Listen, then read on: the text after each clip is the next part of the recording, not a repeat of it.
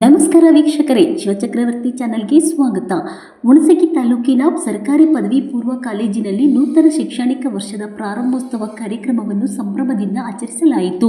ಕಾರ್ಯಕ್ರಮದಲ್ಲಿ ಮಾತನಾಡಿದ ಕಾಲೇಜಿನ ಅಧ್ಯಕ್ಷ ಬಸವರಾಜ್ ಸಜ್ಜನ್, ಕಾಲೇಜು ಜೀವನವು ವಿದ್ಯಾರ್ಥಿಗಳ ಬದುಕಿನ ಹೊಸ ಅಧ್ಯಾಯವಾಗಿದ್ದು, ಕೇವಲ ಪದವಿ ಪಡೆಯುವುದಷ್ಟೇ ಶಿಕ್ಷಣದ ಉದ್ದೇಶವಲ್ಲ.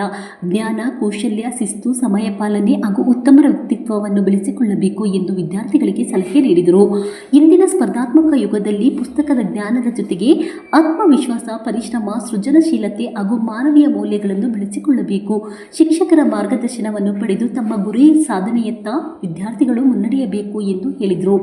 ಕಾರ್ಯಕ್ರಮದಲ್ಲಿ ಪ್ರಾಂಶುಪಾಲರಾದ ಸಾಯಿಬಾಬಾ ಭಜಂತ್ರಿ, ಪ್ರಥಮ ದರ್ಜೆ ಕಾಲೇಜಿನ ಪ್ರಾಂಶುಪಾಲ ಗುರ್ರಣ್ಣ ರೆಡ್ಡಿ, ಅಮರಣ್ಣ ಬೈಲಾಪುರ್, ವಿಎಸ್ ಬಿರದರ್ ಹಾಗೂ ಚಿನ್ನಪ್ಪ ಸರ್ ಸೇರಿದಂತೆ ಕಾಲೇಜಿನ ಅಧ್ಯಕ್ಷರು, ಸದಸ್ಯರು, ಪ್ರಾಂಶುಪಾಲರು ಮತ್ತು ಸಿಬ್ಬಂದಿ ಉಪಸ್ಥಿತರಿದ್ದರು. ವರದಿ ಹನುಮಂತ ದೊರೆ. ನಮ್ಮ ಹಿಂದ್ಗಡೆ ಗುರು ಇರಬೇಕು. ಮೊದಲಿನ ಕಾಲದೊಳಗೆ ಗುರುಗಳ ನೋಡ್ಕೊಂತ ಎಲ್ಲಿ ಹೋಗ್ತಿದ್ದರು, ಎಲ್ಲವಷ್ಟು ಶಿಕ್ಷಕರು ಇರಂತಿದ್ದರು. ಗುರುಗಳು ಅಂತಂದ್ರೆ ಏನು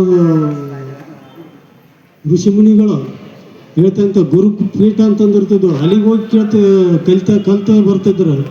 ಇವತ್ತಿನ ದಿನ ನೀವು ಇಷ್ಟು ಜನ ಬರ್ತೀರಿ ಇಲ್ಲಿ.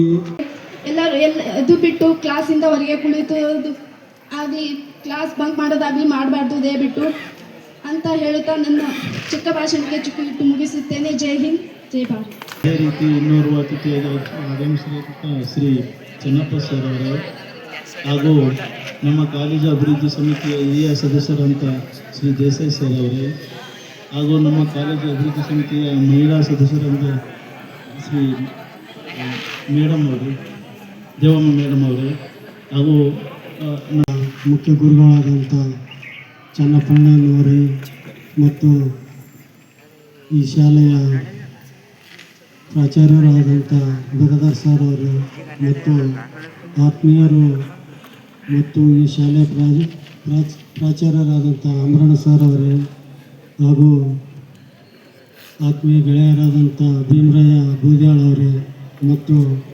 ಅಕ್ಕನವರಾದಂಥ ದೇವಮ್ಮಕ್ಕ ಅವರೇ ಮತ್ತು ವೇದಿಕೆ